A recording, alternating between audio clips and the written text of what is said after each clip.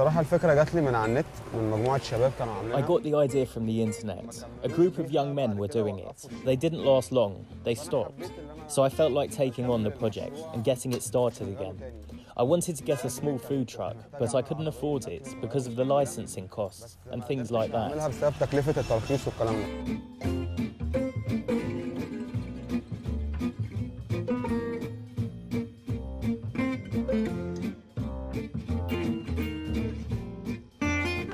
My message for the youth is to put in a little bit of effort and not just stay at home and say, we can't find work, we won't move. When God helps us, we will find work. It doesn't need to be like that. We have to try to work in order to develop ourselves.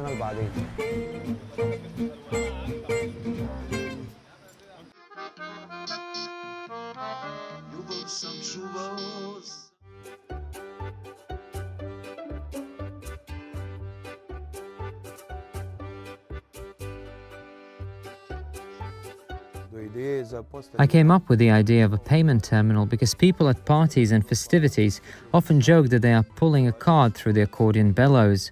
So I decided to outwit them so that if they really want to tip me for music, they can do it through a POS terminal, where they also get a slip with the amount of the tip.